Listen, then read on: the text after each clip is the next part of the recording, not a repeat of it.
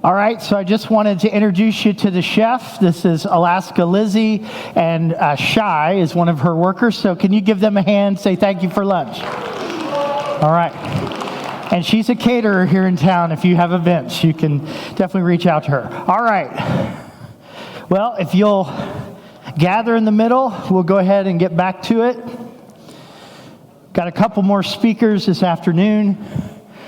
I hope you're learning some things. I know I've been writing some stuff down. I want to remember. So our next speaker is Monique Love, and she leads the team in Alaska Auto Rental of about 30 people, and she's been doing that for several years. And so this is our first time to speak here at Elevate, so let's welcome her. All right.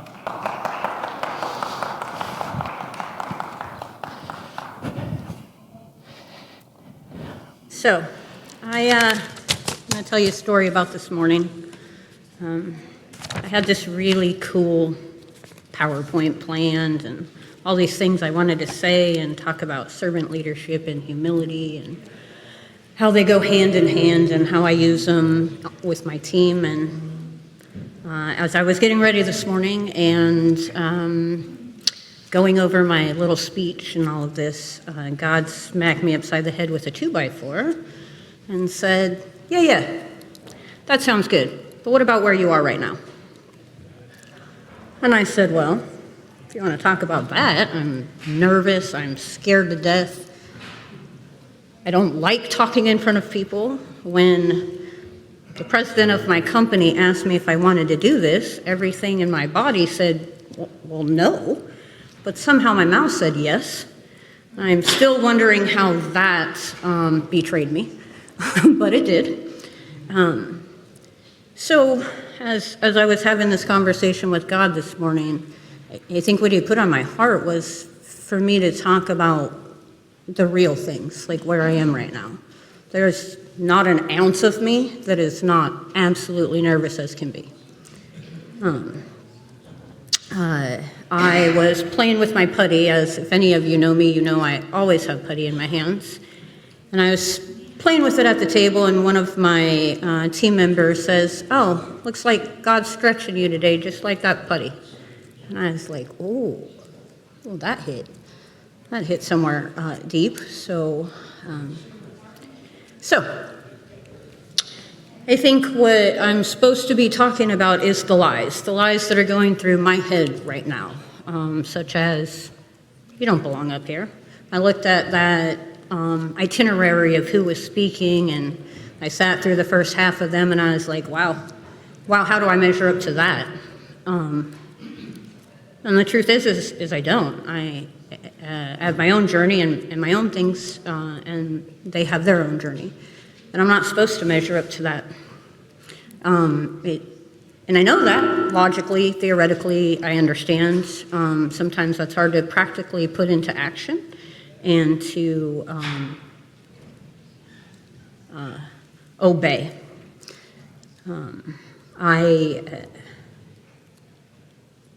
am uncomfortable as can be. And talking to my team, a large part of them sitting right here in the audience, it's easy, it's simple. I love talking to them. I can talk to them for hours and days about where we are in life, about the lies, about how you overcome those lies with truths and how you battle that. And I'm standing up here struggling with the same thing that I talk to them about regularly. So, how many of you have lies that pop into your head?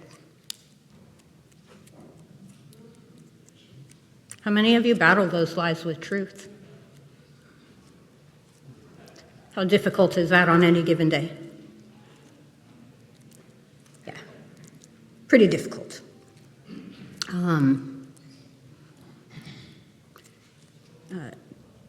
God has me here for a reason. I don't know what that reason is, and I don't know who needs to hear whatever it is that I have to say. But I think what I want is I would love if somebody took away from here that it's okay to be uncomfortable. It's okay to put yourself in uncomfortable situations. That's where you grow. That's where the growth comes in. We don't grow in comfort.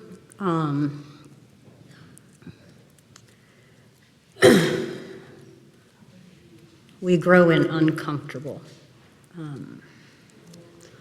I think that is important to know and to understand and to push yourself into uncomfort, to lead your team into uncomfort and to be an example of that for them. I often question God a lot about how or why he has led me to lead people. It was never really my plan in life to lead teams. But somehow every single time I go to move jobs or careers or positions, it always ends me up right here leading people. And so I don't think that's on accident. And I think that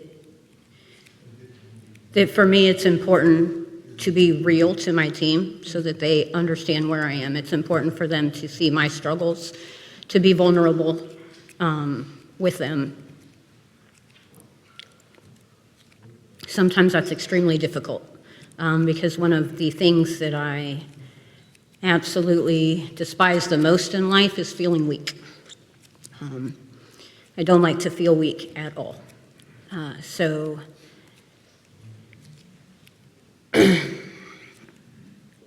as I stand up here feeling extremely weak, it brings to mind,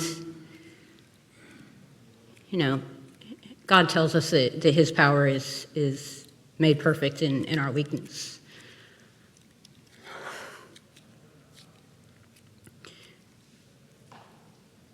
It's a really easy thing to theoretically put into my brain. It's a lot harder to show that and a lot harder to be that or to have people view you as that.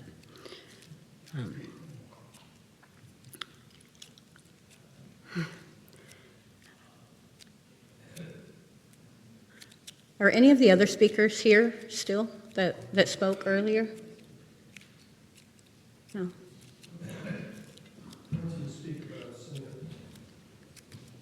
Nervous at all? Not at all, actually. Do I? How? Yes, ma'am. By all means, please do. Let me come down and get up. There's a reason that I'm not.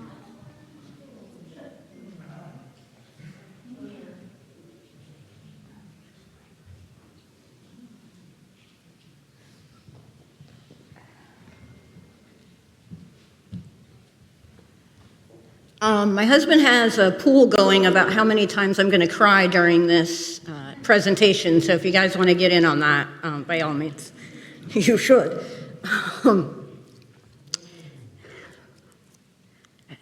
This is it. This is leadership. It's being real with your team. It's being real with yourself and where you are.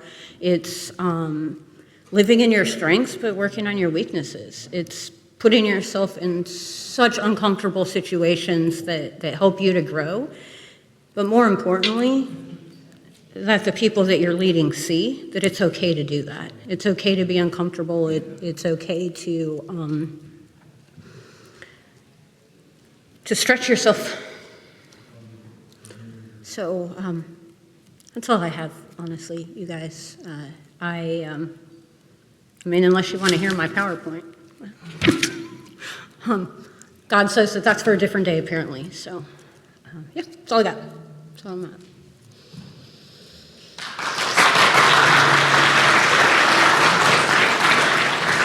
Well, do you have any questions? Carrie, can you raise your hand? Or if you want to text me. Well, how about give them one key to, leading 30 people, that's a lot. How do you juggle that? That's a lot of different people to kind of keep track of. And Honestly, Pastor Derek, I think they lead me most days. Okay. It is a lot to take care of, a lot to juggle. I try to lead them with grace and accountability at the same time, and grace in that accountability.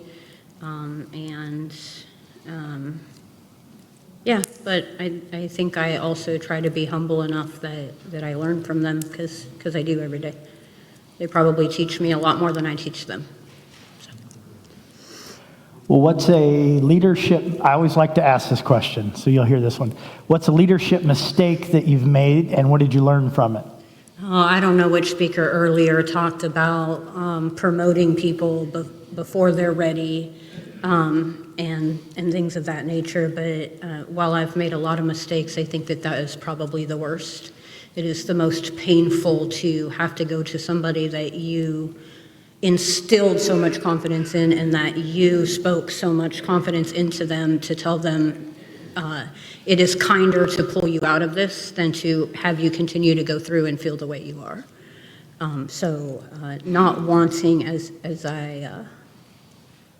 I'm actually walking through this with my team right now, because once again, I did that. I have a heart for wanting to help people grow, and sometimes that gets in the way of what actually is best for them in the moment.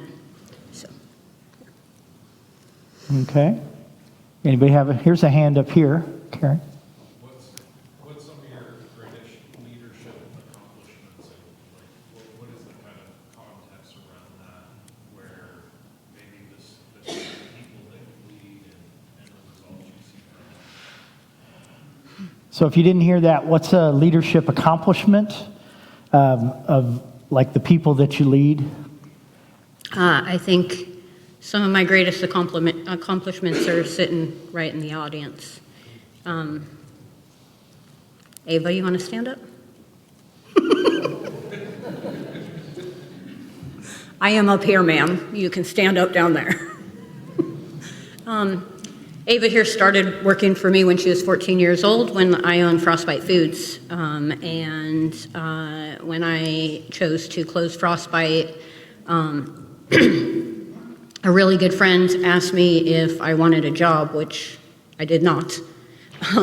However, he offered me the ability to take my young team from Frostbite to this job, which was Alaska Auto Rental in the detail bay. That was 4 years ago. Ava is still working for me. She actually manages our detail bay. She's a leader of our company and has been doing it for almost 2 years. When I look at how what she is learning now is going to help her so much in life, the things that it took me until I was 40 or 45 years old to learn, she's learning at 19.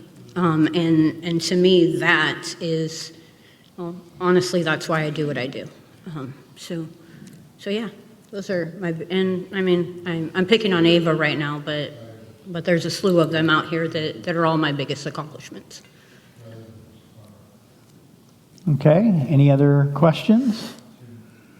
All right, let's give her a hand. Thank you.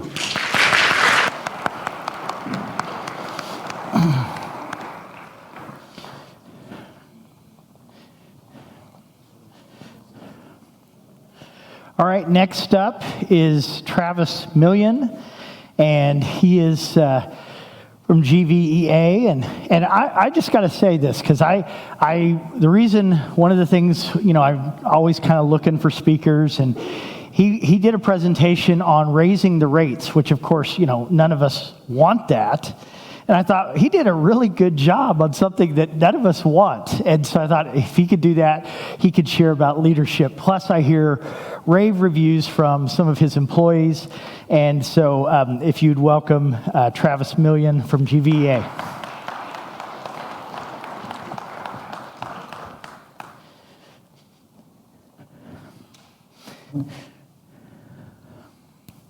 All right, thank you, Pastor Derek. I do have to admit, when Pastor Derek reached out to me about this, I was like, hey, this sounds like a great opportunity. But then when I asked him, is there anything in particular you're looking for? He said, just leadership.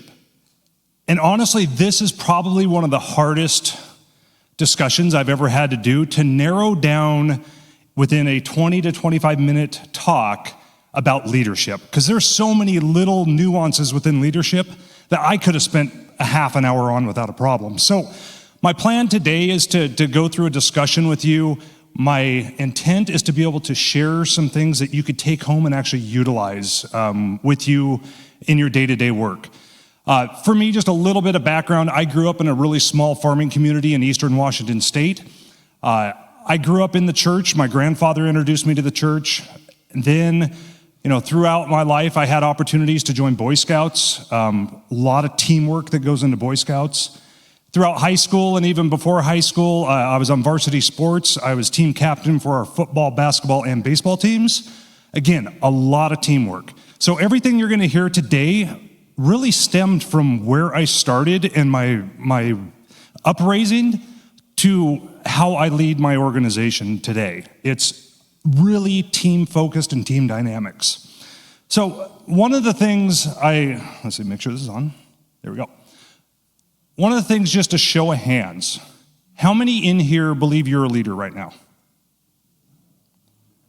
That's what I like to see. Perfect. When I ask this question, a lot of times they're like, well, I don't have the position of leadership. A title does not make you a leader. Everyday things make you a leader, whether it's on your sports team, whether it's in your church, if it's in your community, if it's at your home, you're a leader. All of these things that we're going to talk about today go back to leadership.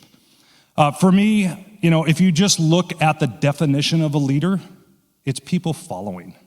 And really, I know there's lots of different types of leadership styles, but I look at this as really, there's two main buckets. There's leaders and there's bosses.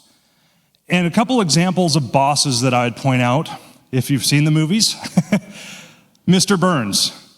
Prime thing. He is all about making money. He doesn't even know his employees. It's all about him. Very me-centric, all about the bottom dollar of what can I do for myself.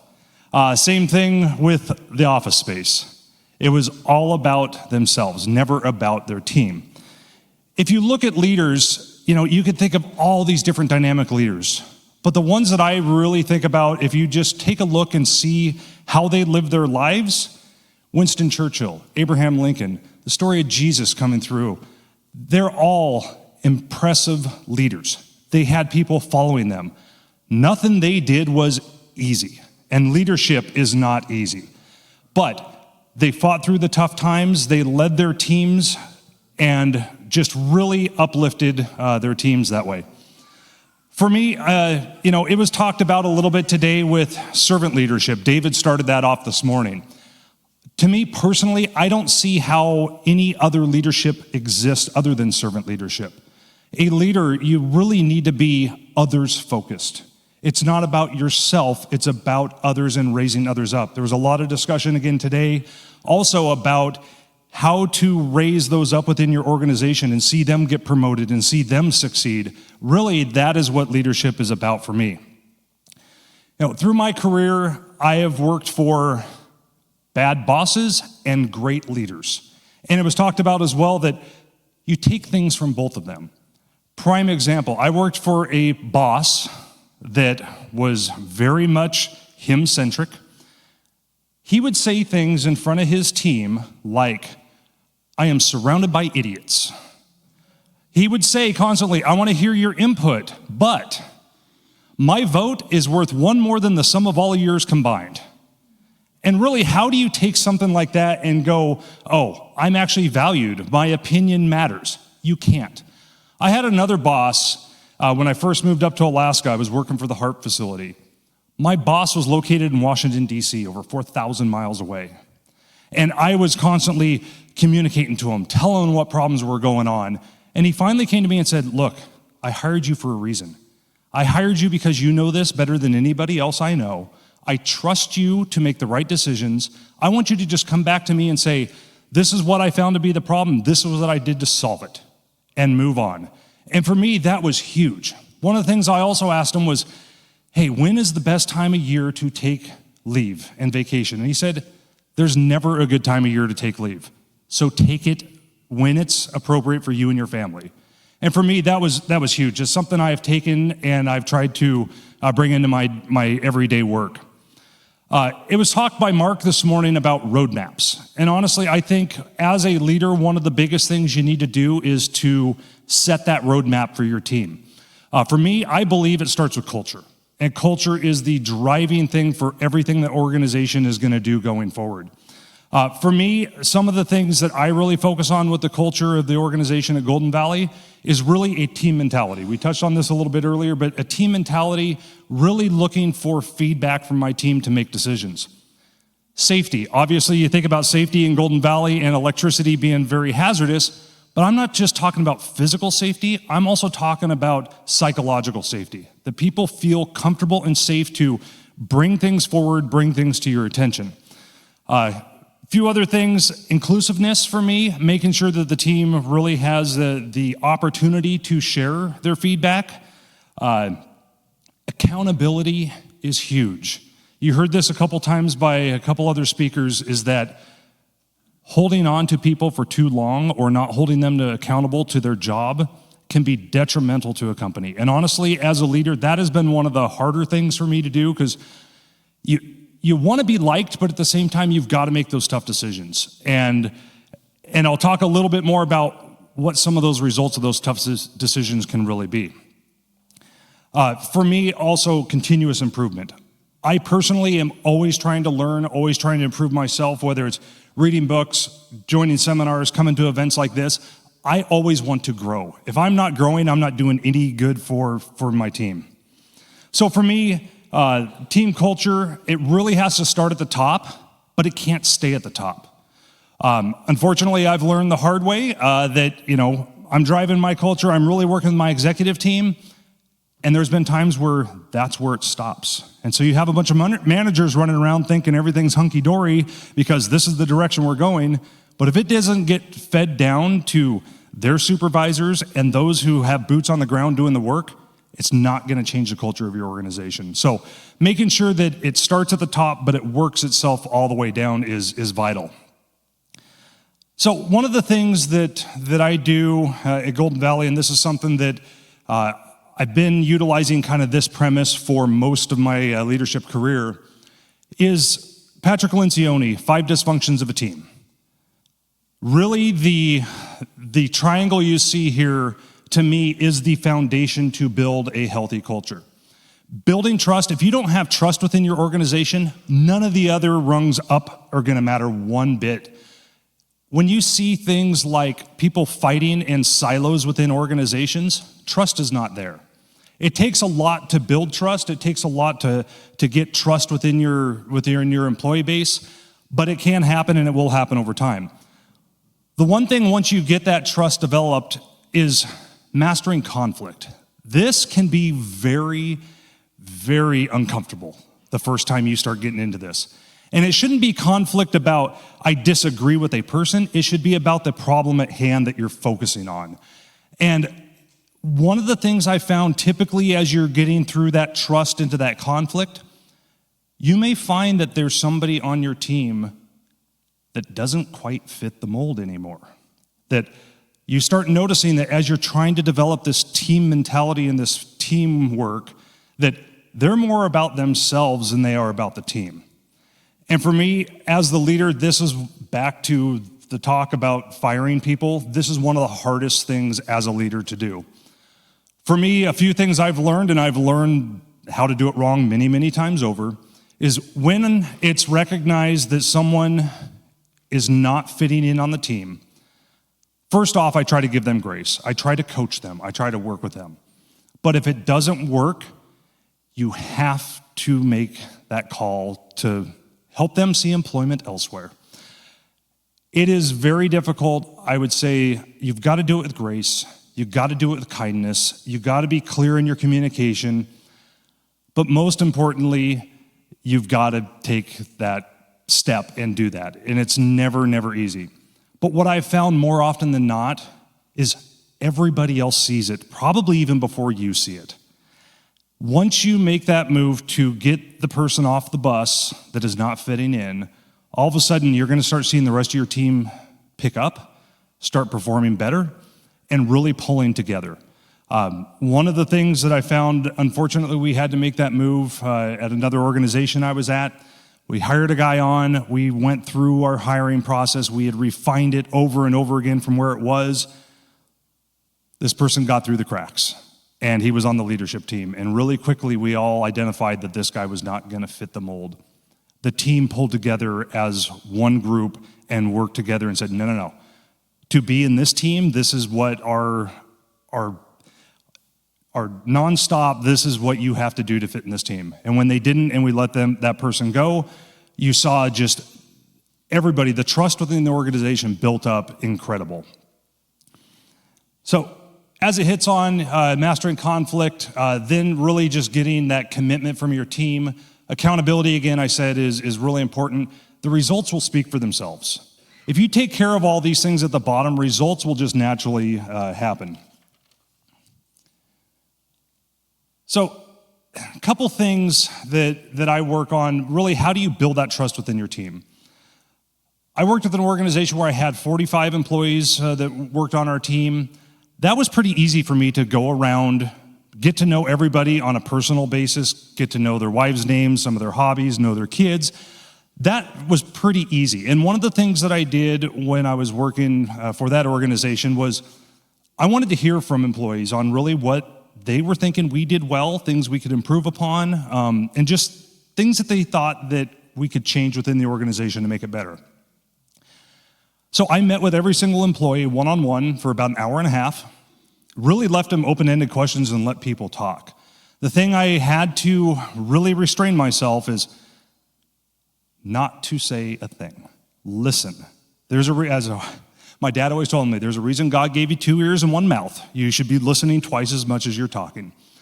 So really getting that feedback and then acting upon that feedback is very important. One of the challenges I have had at Golden Valley is we have over 300 employees spread across 4 different locations. So how do I meet with 300 people one-on-one, give them the time they need to really get that feedback? And really you can't.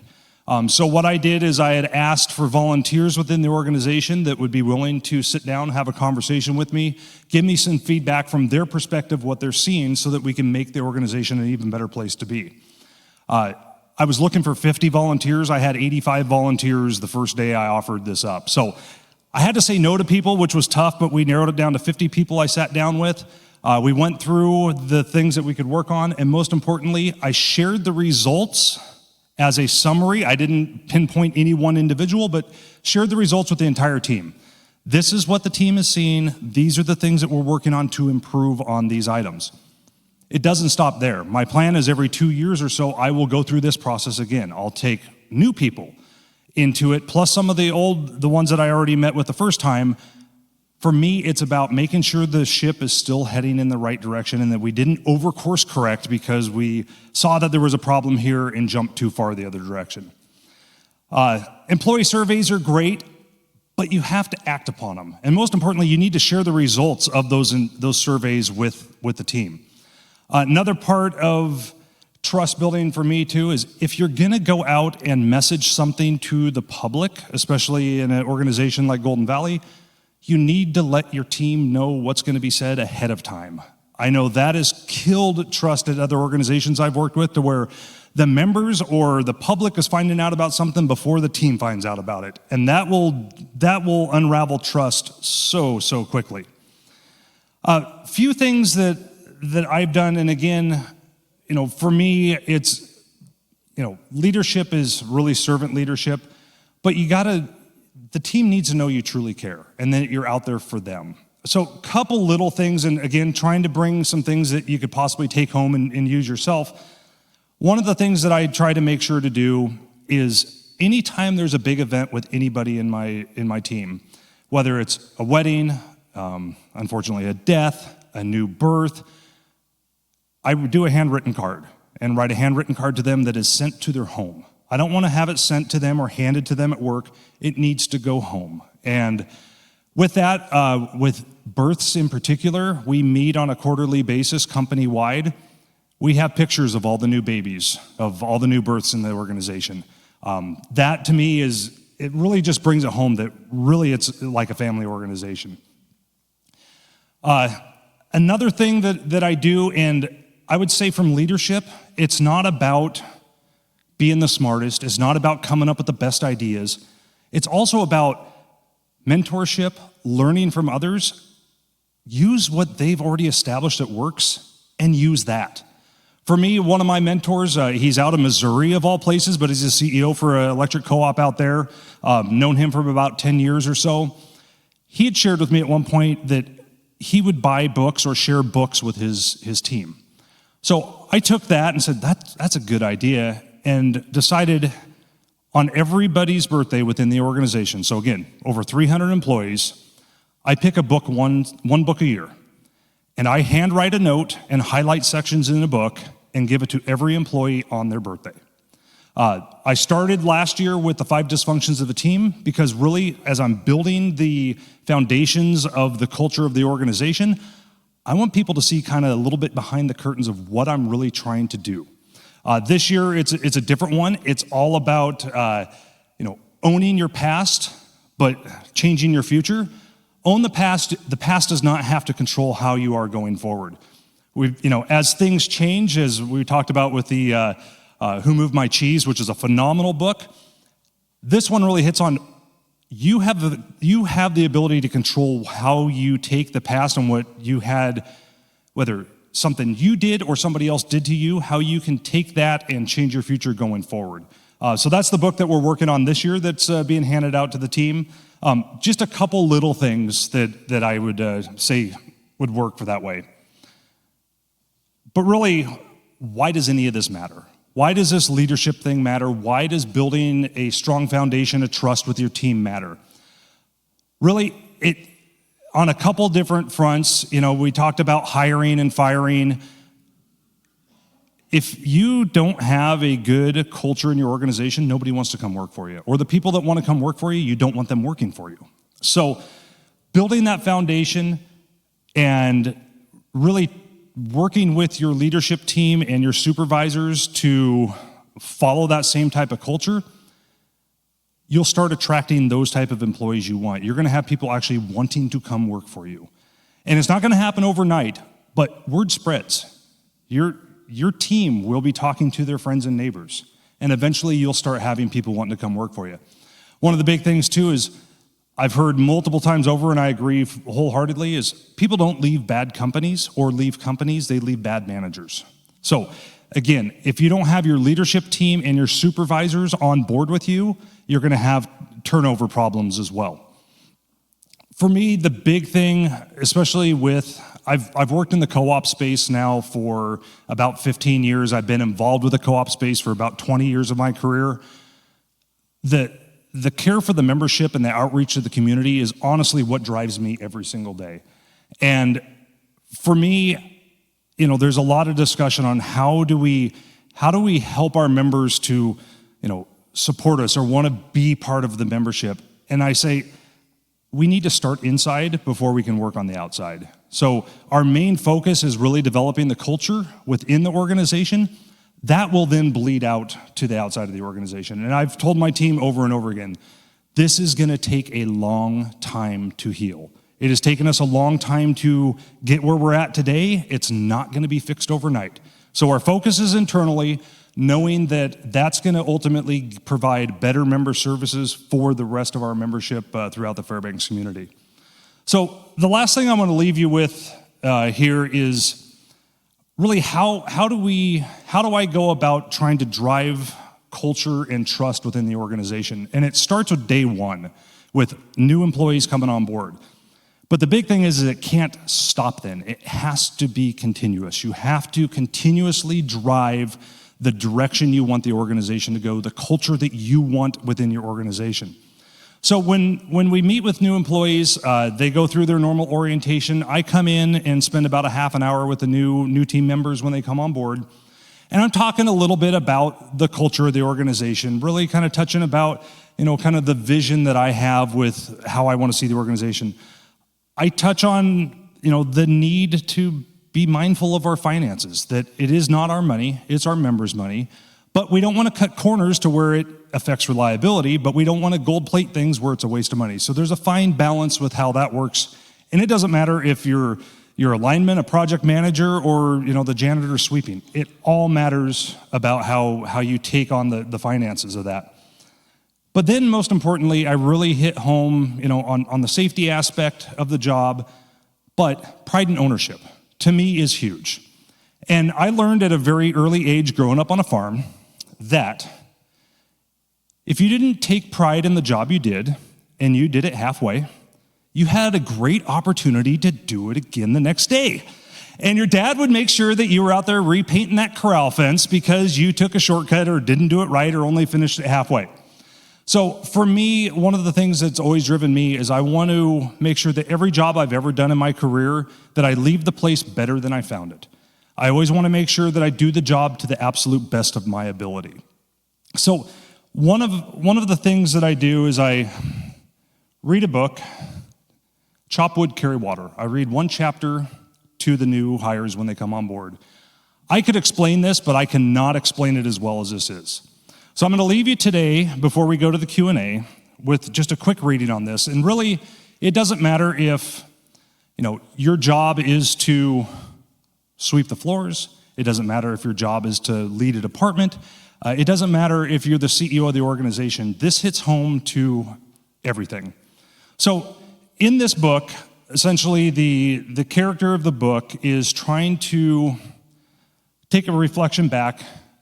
He wants to become a master archer, wants to learn archery to the best of his ability. He learned that in Japan, they had this master archer class that basically they were off grid. All they did was teach like the top archers in the world. But because they were off grid, they were chopping firewood every day to cook and to heat the houses. They're also carrying water because there's no running water to cook, to drink, and things like that. And so this guy named John, he's asking like, what does any of this have to do with becoming a master archer? And so I will talk to you about this. So the sensei talks to John, and he says that in Japan, they have a deep love for architecture. There once was a man named Koda who built some of the finest homes in all of Tokyo. His work became world famous due to his dedication of the process, his willingness to beat on his craft, and his relentless devotion to keep learning, even late into his career. Eventually, though, Koda grew tired of building homes for other people, and he was ready to retire. He'd been building homes for over 30 years, and he was ready to move on. He wanted to travel and spend lots of time with his family and his new grandkids. One day, Koda approached his boss and turned in his 2-week notice. His boss had said, Koda, we're forever indebted to you for your magnificent work you've done for our company, and we're grateful that you have worked for us for so long. We do have one favor to ask of you, though. Could you build us one more house?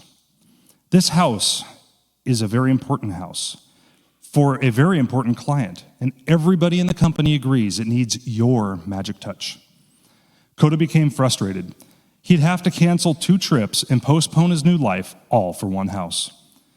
He told his boss he needed a day to think about it, and after talking it over with his wife, he gave in and said that he would build one more house, but he told his boss, this is the very last one. But while Koda had agreed in his head to build the last house, his heart was no longer in it. He had always been very hands-on through the entire building process, always selecting the finest materials by hand and making sure every detail was diligently tended to. But this house was different. He viewed it more as an obligation than an opportunity. He delegated much of the work, and consequently, a lot of things started slipping through the cracks. The house would be built to code, but as it started to come together, it was obvious it lacked that wow factor that every other house that Koda built was known for. Koda knew that in his heart, this was far from his best work, but he was over it and ready to move on to the next phase. The next phase was much more appealing and more important to him than the present moment. After 4 months had passed, Koda had finally finished the house. He went back to his boss, telling him, I did what you asked. Now I'm asking you one more time for your blessing to retire. His boss said, thank you, Koda. We have one more thing.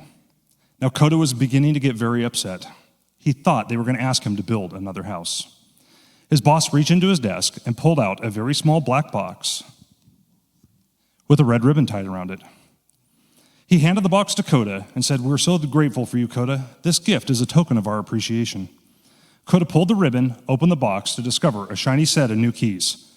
The boss smiled. The house is yours. You deserve it. Immediately his heart sank. Unbeknownst to Dakota, the entire time he had been building his own house. If he had only known the house was his own, he would have cared so much more. He would only use the finest materials, and he would have overseen every detail and given it his all like he always done. But now it was too late. Each of us are building our own house. Sometimes you may be thinking you're building for your school, your family, your company, or your team, but you're always building your own house. I hope you build wisely. Thank you.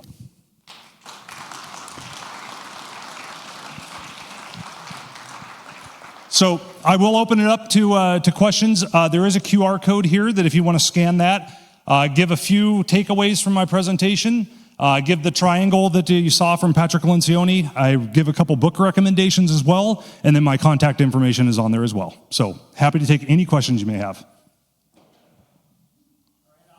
Read one, and then if you want, raise your hand, or you can send me more questions. So this one came in. Please speak to whether you give employees a warning before releasing them. What if they just need time to gain confidence? What if the team is hard to break into due to longevity and closeness? Do you think it's important to give someone enough time to fit in with the group socially before being let go? That is a fantastic question that I missed on when I was hitting that point. So one of the things I learned early on as well is nobody should ever be surprised that you're letting them go. They should know it's coming because you have taken the time to coach them, to really clear the expectations of this is what I expect from you in this position. Really work with them on trying to hone in on those things that they need to improve upon and give them the opportunity to change. There are some times that you will just find out really quickly that whether or not they are willing to change. And that's the big driver. If they're willing to change and it just takes them a little bit longer to get up to speed, that is quite all right. But if they're not willing to change or willing to grow, that's where it's tough. So, great question. Any others? Raise your hand if you have a question or text me. Got one up here. You've led small teams as well? Yes. The question is, have I led small teams as well? Yes, I have. What's the hardest transition from, say, sub-100 to... For me, what the question is, what was the hardest transition to go from a smaller team, say less than 100 people? When I was at the HARP facility, I had 4 that worked under me directly, so very small team that way, to an organization of, say, 300. For me, one of the toughest things, which now is the most phenomenal thing, is really that delegation and letting go. When I was with Copper Valley Electric down in Glen Allen and there was 45 of us, we were one deep in most positions. Before I became the CEO down there, I was the chief operating officer and I was the power generation guy. I had to know everything about safety and the environmental permitting, and I mean, you just name it. I had to know it very, very well because sometimes nobody else was in that position to know it. Where now I've got team members that are way, way smarter than I am in so many of these areas. And the hardest transition was to go, I don't need to be the expert in this. My job really is to support and make sure that they have what they need to be successful. But I could tell you, that was probably the toughest thing for me, is to go, okay, I know enough to be dangerous, but I don't need to be the expert in any of these fields. So that to me, honestly, was one of the hardest transitions. I would say as well, when I was at HARP and then stepped into Copper Valley Electric, I was very hands-on at HARP. I was wrenching on 4,000 horsepower engines. I was getting dirty. I was getting to do all the work. And then stepping into an executive role to where that's not your role anymore. That honestly was probably my hardest transition, is to go from the hands-on guy to the leader. So thank you for that question.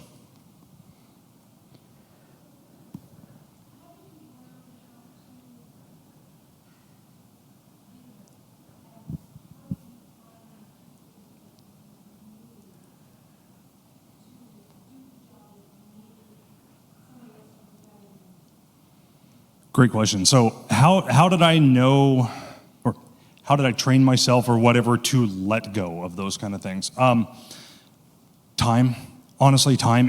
I failed miserably in this arena many, many, many times over before I've was able to get myself comfortable to let it go. Prime example, I had a new employee that came on when I was at Copper Valley Electric. I was overseeing all the environmental permitting, the FERC permitting, everything else that went into that. Plus, I just, myself and a very small team, revamped and stood up the whole safety program down there that was lacking for a long time. We brought on a new person to do kind of the environmental and safety work. They didn't have that background coming in. They had a lot of background in regulatory compliance as they worked at a school district in the superintendent side of things, doing a lot of the compliance work, but didn't know our industry. And so for me, it was working hand in hand with them and training them up and getting to the point where you could see them slowly taking that lead and doing the things the way that you would have done them. And because if you're training somebody up and say, this is how I've done it and why, but if you can find another way to do it to still get to the same end result, that's on you. For me, watching her grow from not understanding that industry at all to being the expert in it, really was the thing for me that I was like, okay, I don't have to have control over everything. There are people who can come up to speed and take this over and do, honestly, a much better job than I could have ever done.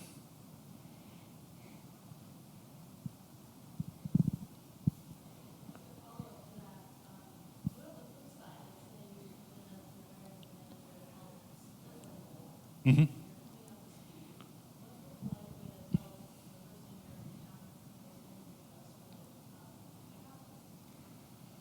Okay, so to make sure that I'm painting this picture correctly, so you have a position that's doing multiple roles. You come in and it's basically that position is going to take this half and you're going to take the other half. And how do you work through that?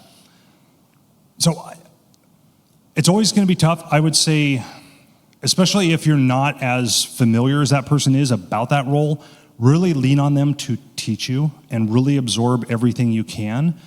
But when it gets to that point, having that clear conversation and the clear demarcation of, okay, this is mine now, I will take this, you don't have to worry about this, this is yours, I'm not going to get into your arena on that. Even though it seems just obvious at times that, well, this is my role, this is what I was hired for, they'll understand that. A lot of times, because they've done it for so long, they won't. So really having to make sure to have that clear conversation and make sure you both are on the same page, like, okay, we both agree, this is what my responsibility is now, right? And this is your responsibility. I don't know how many times I've had to get involved with those discussions exactly. It's like, oh, well, we didn't know what the clear demarcation is. So I would say having that clear conversation and making sure you're both on the exact same page with who's got what. A question that was texted in the interview process, is there a way to tell if someone is internally motivated? Oh, great question. Man, this is the one topic I could have spent an hour on just talking about hiring process, because I've done it wrong so many times. One of the books that's on the list here really talks about hiring, and particularly how do you find out if somebody is driven, is really the part of it. And so there's some tips in the end of that book that the ideal team player, and there's tips in the book and interview questions that seem like normal interview questions that we've asked and we've been asked hundreds of times over. But he really dives into, here's what you're looking for in the answer to really pull on that thread and figure it out. So that is definitely a tough one, but I would say a few things that I've seen is have them talk about something that doesn't matter what the topic is. Talk about something you're passionate about. If they're truly passionate about it, you're going to see that drive and fire in them. If they're talking about something they claim they're passionate about and they're really ho-hum about it, they're probably not going to have that internal drive and that hunger to always improve. So, and that's the thing is like, he recommends a number of different ways to ask questions that may not be job specific, but you can start pulling out some of these things. So highly, highly recommend the ideal team player that's on the list. Thank you for being here. Thank you for being here. We really appreciate this perspective. I was wondering internally, how did you manage this issue with the rate changes and all? How did you deal with your team with that?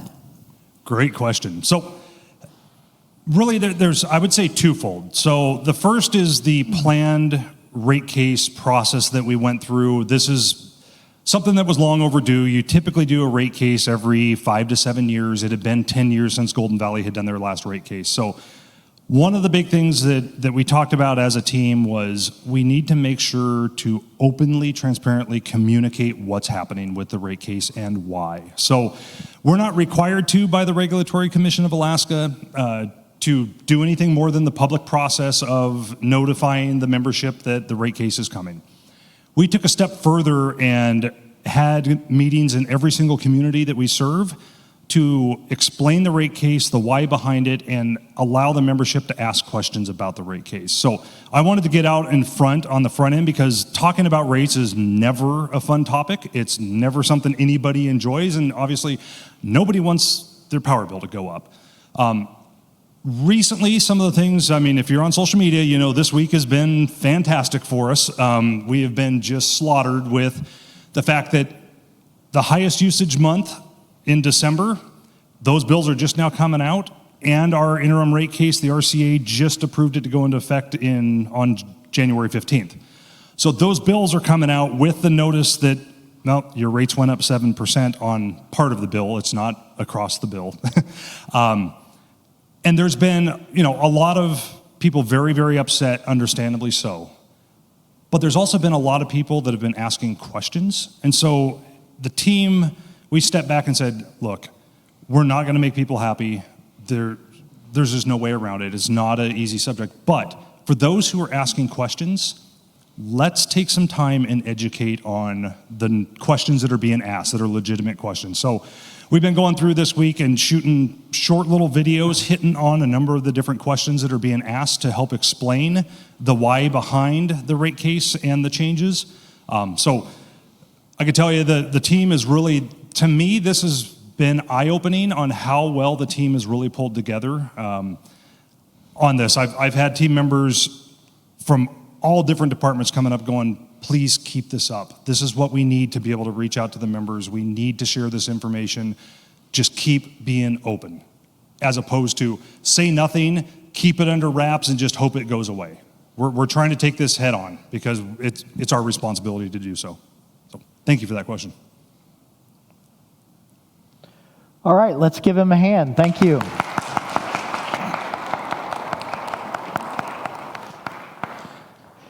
Our final speaker, I'll do a tiny little wrap up at the very end, just a couple minutes, but is Ann Weaver. Ann Weaver is the CEO of the Fairbanks Food Bank and an amazing nonprofit.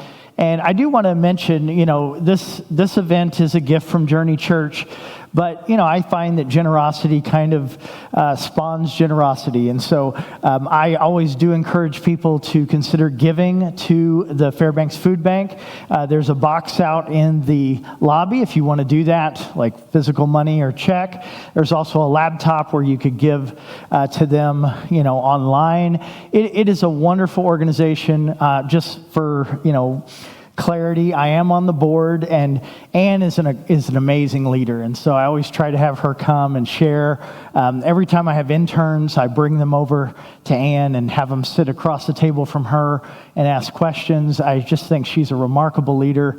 I don't know how she does it all. She's like a karate ninja and has kids and all this stuff. It's impressive. So I want to turn it over to Ann, and she's our final one. So let's welcome her. Thank you.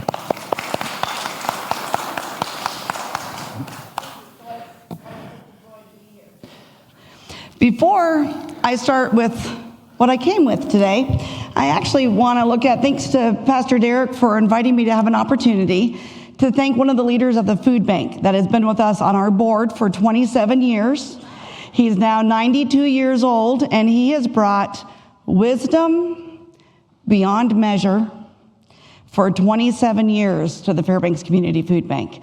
So I wanted to take a chance, since he happens to be sitting over here very quietly minding his own business, to give him a gift card and to say thank you in a way where everybody who's focused on leadership all day This is what it looks like.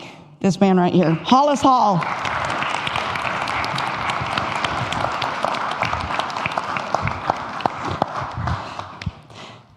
It's been an incredible commitment.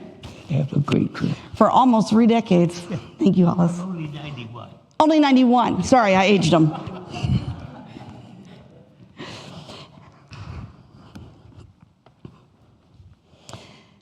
It's so fun to come and listen to the amazing people that share, that are invited by Pastor Derek and share their leadership with this group each year. It's one of my favorite days.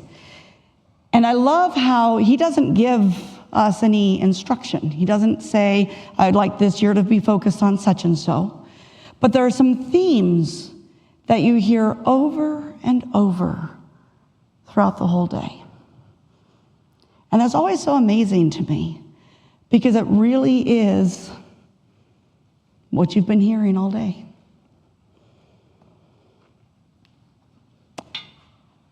What are, as a leader, and you've heard a lot of people talk about, there's been a word that's gone over and over today. It's been failure. It's been, I don't remember exactly what Monique said, but it wasn't failure, but it fears and things that are scary. As a leader, what are your biggest fears?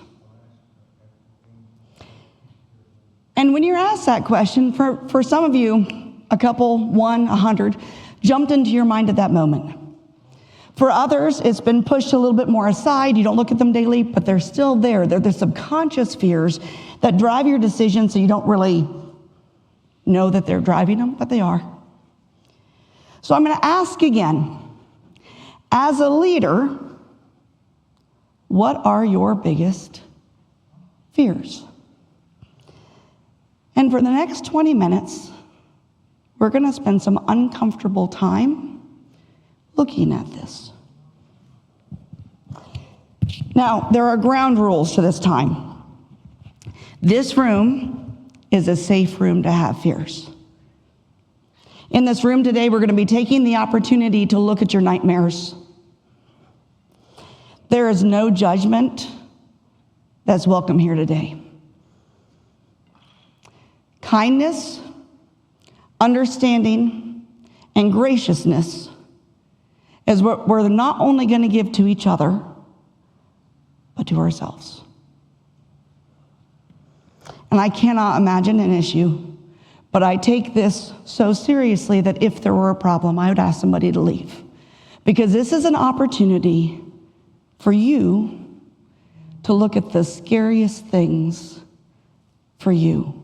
And when you're a leader, you're the one that's under the microscope. A few years ago, it had been a particularly hard year, and I likened leadership to the ant that's on the pavement with the person in the microscope frying that ant.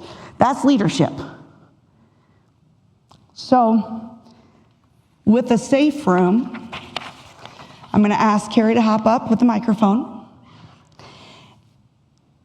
What are your biggest fears as a leader?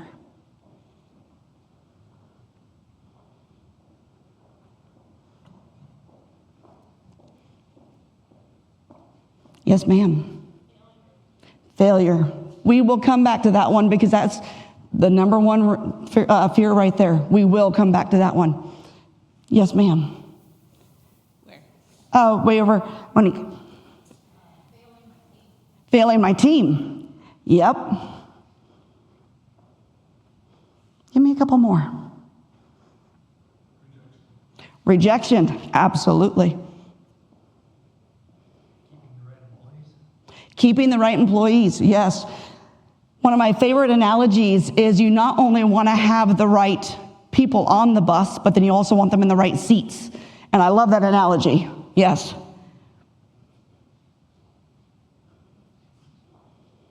I'm going to give you a feeder thought, and then I'm going to open it up to the room again. One of my biggest fears is kind of a combination of two, but it goes to the same root.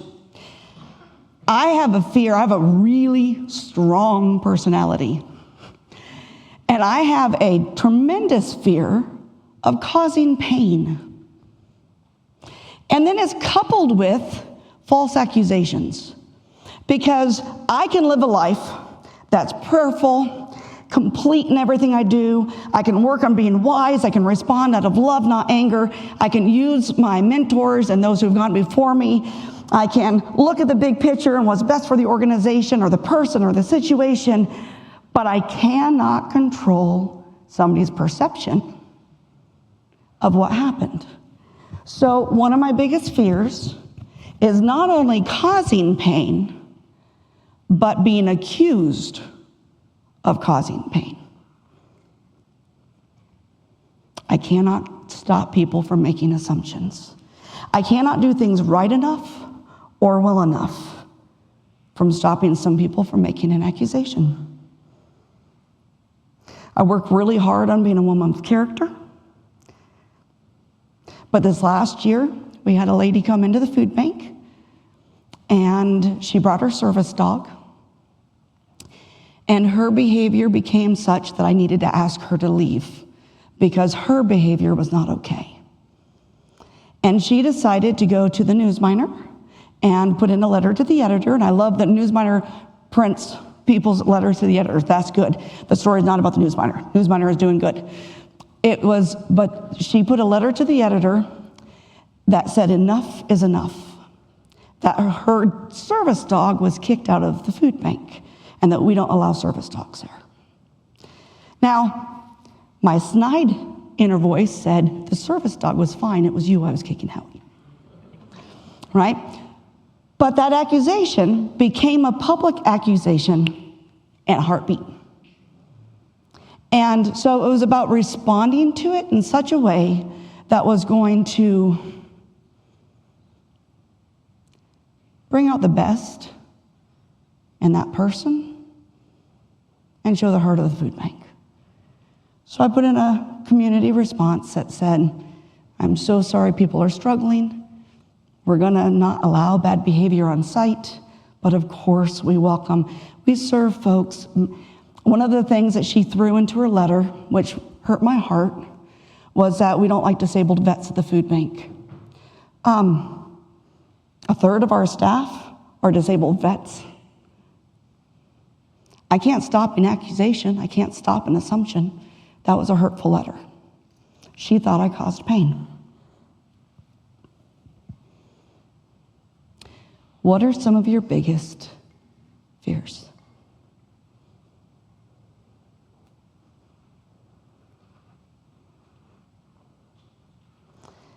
Yes, ma'am.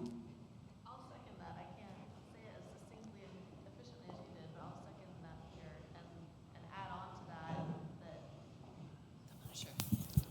that. I said I'll second that fear. I very strongly feel what the emotions you just portrayed.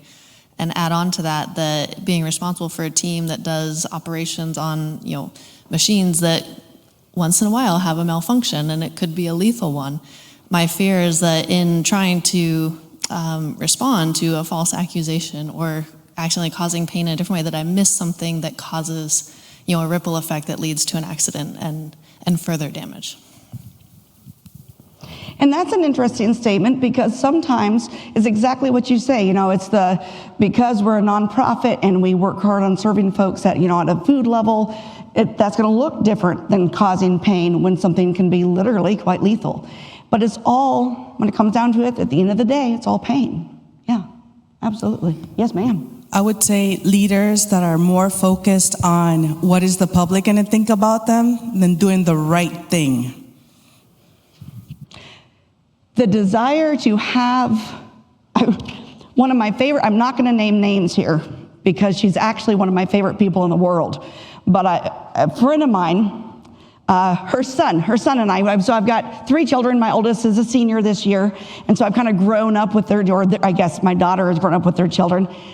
As an adult, you feel like you're just growing up too, right? So anyway, we've all grown up together.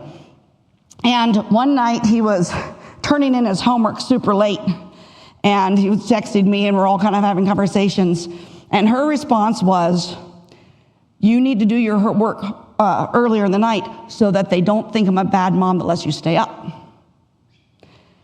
And that really caught my attention because it wasn't about, hey, kiddo, structure your time in a way that's going to set you up for success, make sure you're going to have a good night's sleep. It was, I don't want to look bad as a mom.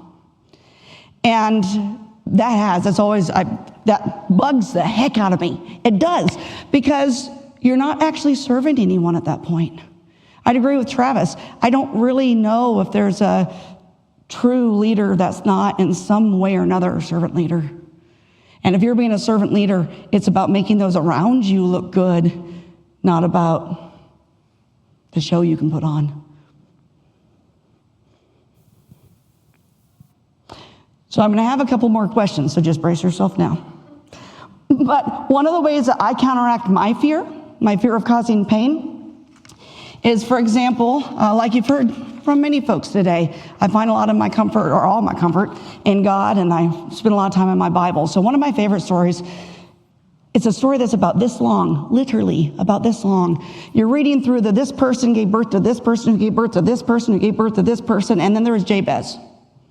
And all of a sudden, there's this little tiny prayer, and Jabez's prayer was, "O Lord, that you would bless me indeed, that you would enlarge, that your hand would be with me, that you would enlarge my territory, and that I would not cause pain."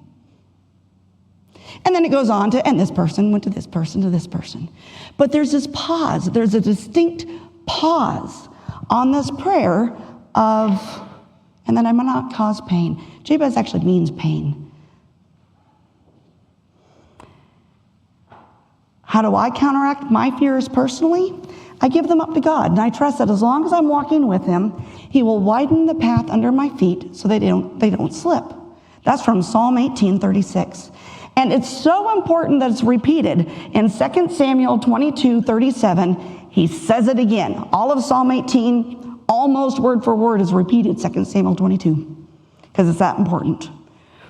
And if it's that important to tell you that prayer and the idea that God will widen the path under your feet so that don't slip, then that's not a promise. I don't know if y'all remember Crocodile Dundee. That's not a knife. Oh, this is a knife, right? That's not a promise. It's a promise. It's been said twice. It's a promise. So I figured that I can bank on that promise because it was important enough to say it twice. And one of those lines in the prayer, I have to tell you, scared me a little bit. The one of that you would enlarge my territory. As every leader knows, enlarged territory means more work and more responsibility. So every now and again I think, do I want to just skip over that one today? Maybe. But the fact of the matter is that it's all God's territory. So if he enlarges it, then what an honor it is that he thinks that he can use me as part of that tool. So okay, he's still in control. And I can get through that line then and go back to, and may not cause pain. Each one of us are going to have a way to get through our fears. And if we don't, they become debilitating. They just simply take over. Now we're going to go back to, I wrapped this thing around me in such a way that I'm struggling to not have it bug me, and that was my own doing. But there we go, maybe that'll help. We're going to go back to failure, because failure is one that you've heard from the very first speaker today all the way through. You have heard that word in some form or another. And it's probably the biggest fear of just about every leader. So here's my next question. What's your definition of failure? Go for it, Carrie. Yes. Just like if you're on a volleyball team, just disappointing your teammates in a way, if that makes sense. Sure, absolutely. So when you have people that are expecting you to do certain things and it doesn't happen just right, and pretty soon the whole team is impacted in some sort of negative way, something like that? Absolutely. Mr. Wayne.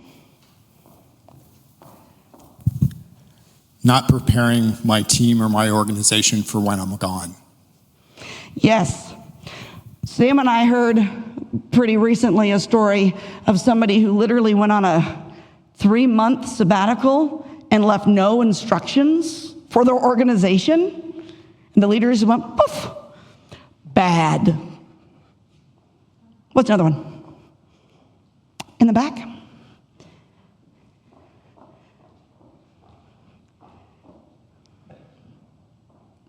I'd say helplessness, especially when there's layoffs that's out of your control, and then having to support your team after those layoffs have occurred and having to support them through that.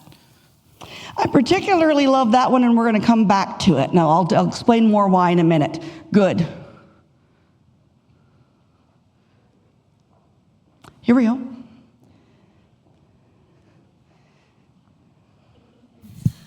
I would say I feel like lack of accountability is a failure. And it's like, it's okay to fail in a sense of missing a goal, but learning from that to be able to move forward. But when you don't learn and you're not accountable for following through, that is a failure.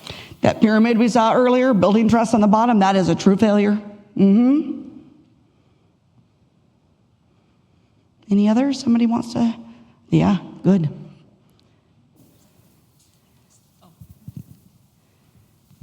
I think it's just not living up to whatever expectation or standard that you set for yourself or someone else sets for you, whether it's your family, your job, God, whatever, that you don't do the best you can do. That's another one we're going to touch on a little bit here in a few minutes, because that's actually more of, which is good. That's one of the things exactly I was looking for. That's more of a fear of failure. And we'll talk more about that in a few minutes. That's good. Very good. These are fantastic. These are just exactly what I was. And actually, here's the funny statement to this. It's not that I was hoping to hear those today. It's that you all are being honest and saying what we all experience. So I love this dialogue. Is there anybody else who wants to add to any of this? Okay, so let's dance with a couple of these. There's a failure. I'm going to use that word very carefully, and then in a few moments we're going to start playing with it. What I would call a failure at the food bank, because of course that's my perspective, is not using donor dollars, donor food, or volunteer time as expected, wasting it.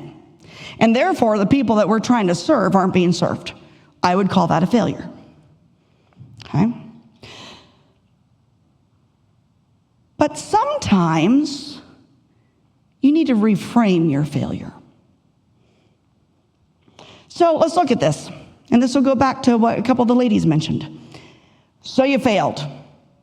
Whatever it is you're afraid of, you failed. Now what? Well, are you willing to learn from it? Are you willing to do the work that you need to do to fix it? Are you going to rebuild the relationship, or at least do the part that you can do? Relationships take both, but there's a side that you can do. Are you willing to clean up your mess? Not leave it for somebody else to clean, but clean up your own mess. Are you willing to acknowledge how it happened so you can keep it from happening again? Are you going to build in coping mechanisms and catches and accountabilities to keep it from happening again? If you are, then maybe it was just a lesson and not a failure. Lessons can be very painful, but actually they're for the good. How many of the speakers today, and my vague recollection is all of them, how many of the speakers today did you hear say, and because I failed, I'm better in some form or another? So maybe they weren't failures. Maybe they were just hard lessons. So as a reframe, different way to look at a failure. Or maybe you flat out need to redefine failure. What if I redefined wasting food? So we just had a situation at the food bank where it was, don't know if y'all noticed this, but it was 52 below for like 4 weeks, right? Oh. And everybody who needed food, who had working vehicles, who could get out, who chose to get out, asked us for food in that time. But there were a lot of people that just couldn't. 52 below is a little hard on the cars. Some people had transportation issues. There were all sorts of things that happened that kept people from asking for food until it warmed up enough for them to be able to function and then come in and get the food. So when it got cold, our request went like this, and then when it warmed up, they went back up. Okay? So what do you think happened to the beautiful produce that came in during that time when we had less people requesting food for a brief time? We had to throw away a little bit of food. And you want to know what bugged the heck out of our staff? That. Bugged the heck out of them. And I spent a lot of time thinking about what is failure. If failure is wasting a donation and we're throwing food away, boy, does that look like the same thing. But let's think about that. Did everybody who expressed a need get fed? Yes. Did we give double to those who asked because we knew we had the food and we could see that the incoming calls were less, and therefore we gave out twice as much to the people who called in? Yes. And this was due to circumstances outside of our control, with a time limit on things like produce. Did we save everything we could by being creative, like putting bread in the freezer? Yes. Maybe it wasn't a failure. Maybe it was a successful response to a hard situation. Did we like it? No. No. But we did not misuse any gifts. That would have been a failure. Instead, we did the best job we could with the circumstances presented. Maybe it was actually a success. So you talked earlier about layoffs and the hardships of that. You know, so often it's not about the fact that you fell or that there's a struggle. It's about how you get back up or how you manage to, I've got a couple of my brothers are fishermen in the Southeast. And when a storm comes and it hits the boat, it's not about not being in the storm, it's about riding the storm. And at the end of the day, if their boat's still on top of the water, they probably did a good job. Maybe it was actually a success. Sometimes you have to redefine failure.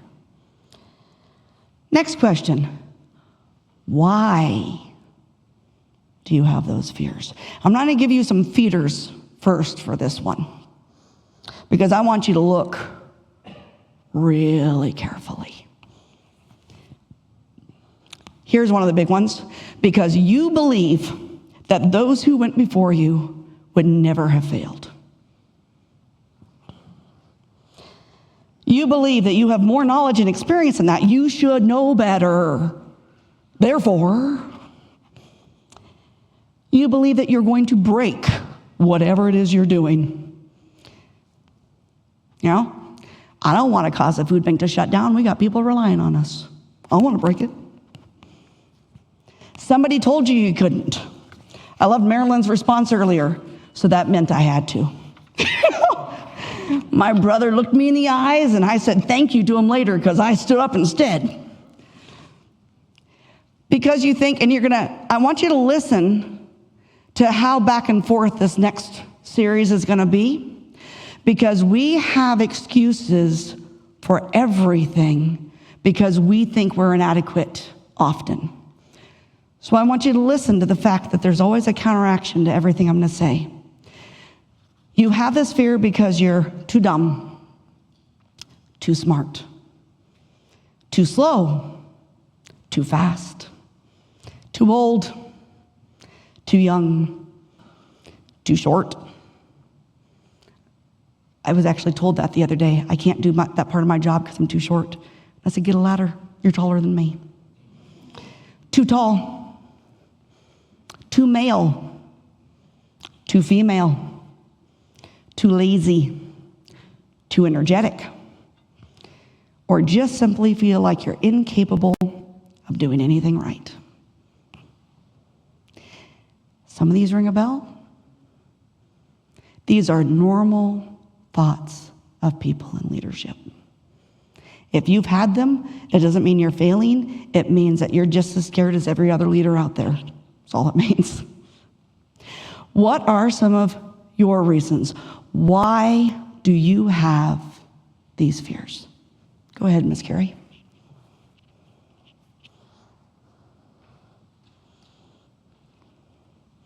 I'm very patient. I have 3 kids. I will just stand here and smile at you until somebody answers. Good.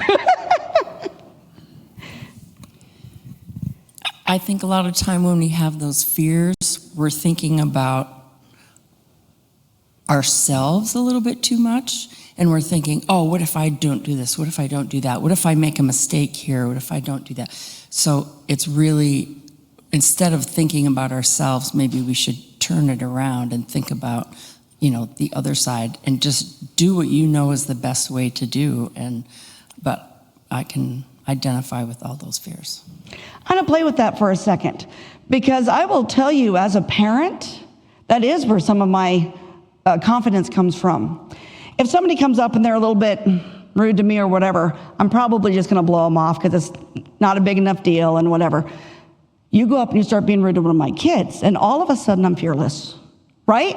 And it's like, no, this little human is under my care, and if you would like to talk with them, talk to me first. And as a leader, that is one of the big things we can do. There are times we have to look internally, of course, but if is Tom still in here? Tom Bertel still in here? No? Okay. Tom was the board president when I stepped into this role. So my mom, Samantha, has been with the food bank since 1990. In 2004, I was hired to come along beside her and help to take some of the work off her plate because she was doing a lot of work. And then in 2015, we kind of swapped roles. She does community development, and I'm now the CEO. And at my very first annual meeting with the board of directors as the CEO, Tom Bartels looked at me square in the eyes and said, your job now is to protect this organization, period. And you know what? There have been a lot of decisions I've made in the last 11 years with that in mind. I can't think about whether or not people are going to like me, rejection. I can't think a lot about whether or not, what was somebody else earlier said, make your decision and then live with it.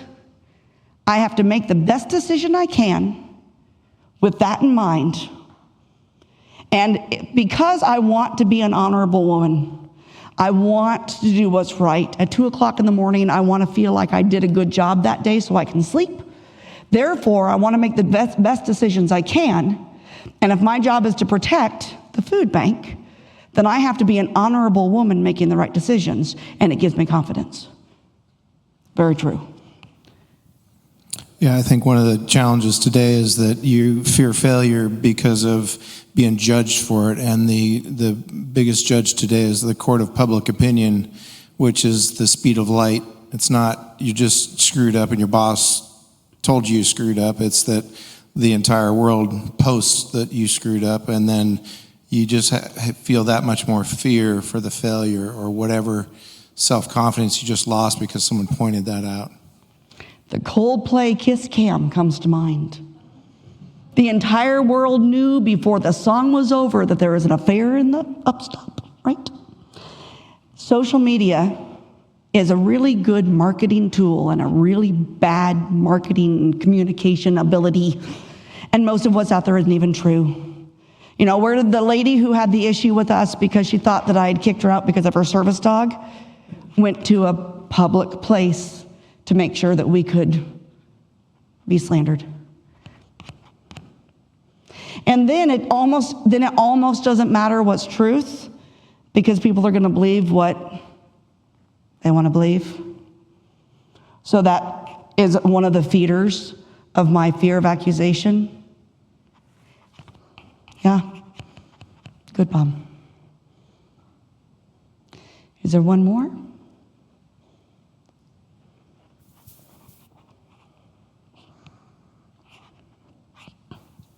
The weight of the responsibility when you mess up.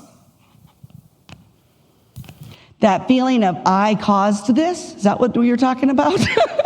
Or even just the weight of responsibility, you know? And then sometimes it's the I don't even know how to fix this. So real. One of my favorite quotes that I've ever heard is, I don't want to be the smart. If you're the smartest one in the room, you're in the wrong room. I love that quote. Because one of the things, I got teased one day because somebody came into the food bank, this was a couple years ago, they came into the food bank and they asked me a question that I absolutely could have answered. I mean, technically speaking, I'm the boss or whatever you want to, whatever. And they asked me a question, and I walked right over to our front office lady and said, what's the answer? And the person was like, don't you know? I said, I think I know, but she's the one that does all the work.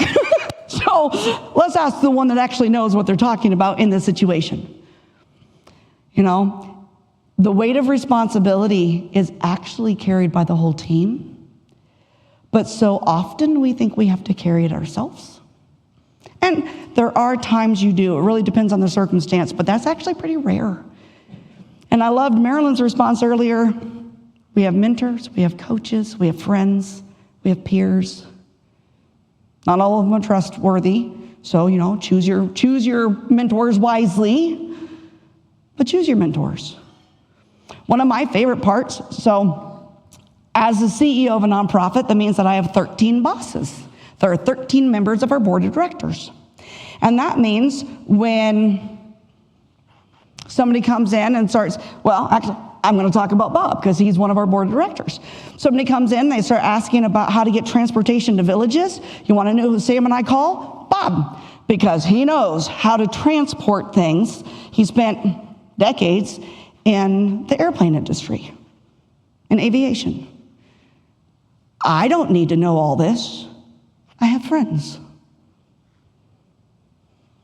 We had a couple of years ago, we had 3 of our staff members, 2 staff members and a really, really long-term volunteer die in a 2-month period. I didn't know how to handle that, so I called Pastor Derek and said, would you come sit with my crew? So responsibility is cool when you're a leader because it gets to be shared. Just share wisely. Otherwise, you got a bigger problem. You don't want that. So, what if the worst does happen? For example, there are times when a good leader falls, and the best thing they can do is leave leadership. So first of all, let's look at that. I'm not saying that the worst that could happen is that, you know, your fears are met. I'm saying, what if what you've done is so bad that you need to not be in that field anymore?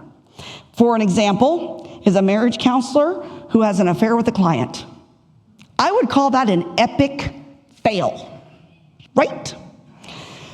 So there are times when you have literally offended your mission or ministry.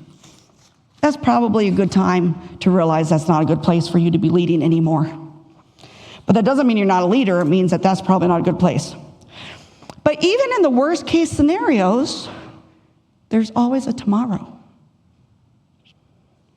Which means the failure can cost you your job or your self-respect, your position in the community, your reputation. But leaders get back up. They fix the wrongs. They make it right. They do the work. If it's bad enough, after they've done the work, they disappear, if it's bad enough. And they disappear without leaving a swath. Have you ever offended somebody and then been mad at them because they were offended? I have. And meanwhile, you have to think to yourself, maybe they had the right to be offended. Give them space to heal. Acknowledge that there are times you have to acknowledge your time of leadership is over. But the worst case scenario is actually incredibly rare. You hear about it in the big dog leaders. Once or twice a year. There are millions of people in the United States. Once or twice a year, you hear of a big dog leader having that big of a fail. Yeah, perhaps it's not the worst case scenario that's happening right now. And there's always a tomorrow. As I've been wandering around visiting with people today, several of my friends and folks that I look up to have been in this room. And some of them, who I respect very much, have put themselves in worst case scenarios and have had to leave their industries. And tomorrow came for them. And they rebuilt, and they left their industry, and they went to a more appropriate one. And now they're stronger, better leaders than they ever could have been in a different field because they failed so badly in the first one. What you meant for evil, God meant for good. So trust God. My job today is not to teach you how to become a leader. All the folks that talked before me, I loved what I was hearing today. I learned a lot. I love that. I love this day every year. My job is not to tell you how to become a leader. It's to show you that leaders fail. Leaders struggle. Leaders have fears. Leaders fall down. Leaders get back up. A lot of the folks that I work with in my line of business, a lot of them I hire from the rescue mission. And I had a great conversation with one of our other staff members who's never lived in the mission, but who's had some pretty hard things in his life. And he said that he's never been willing to not get back up. Leaders get back up. And if you've been in the rescue mission, they're back at the food bank working. They're getting back up. It's a beautiful thing. I love who I work with. My job today is to make you name your fears. Because when you name them and you put them out in front of you, it takes away a lot of their mystery and they're not so scary anymore. It's also fun to look around and see that everybody else in the room had all the same thoughts you did. So let's take away their power. I want you to hear that you're not alone. Look around the room. We are in this together. My job today is to tell you that it's okay. Blessings on you and your family and your leadership positions. It's okay. And I want to leave you with a story before we go to questions.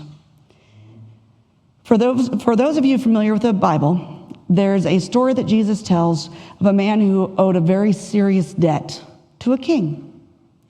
And he goes before the king and he throws himself before him and says, "Please forgive my debt."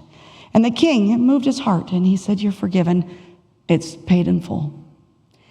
And then he went home, and a man who owed him very little, he went up and said, you will pay me all you owe. And the man threw himself before him and said, "Please forgive my debt." And the man said no, and he put him in debtor's prison until he worked off his debt. Well, what do you think happened when the king heard this? He was more than a little bit mad, made the first guy pay everything he owned. I think he even called him a wicked servant. I might be blurring my stories together, but it was something along those lines. He was furious because he said, "I gave you much grace and you couldn't give a little to somebody else." So know that it's okay for you to struggle, and also be gracious when those you lead struggle too. Questions? All right, Carrie, walk around or text me. I had you guys do lots of talking, so I might have worn you out.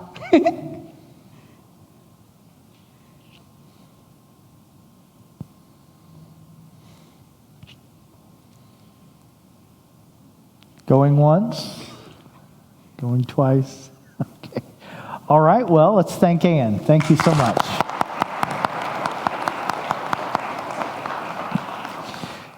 All right. Well, I hope you have learned something and appreciated today. I just wanted to go through, I took a lot of notes, and I just wanted to read you some of the things I wrote down. We'll just take a couple minutes, and we'll be done a little before we said we were going to be done. These are just from different speakers. I won't tell you who said what, but one speaker said you should have a go and tell culture and a come and see culture. One speaker said systems happen by design or by default.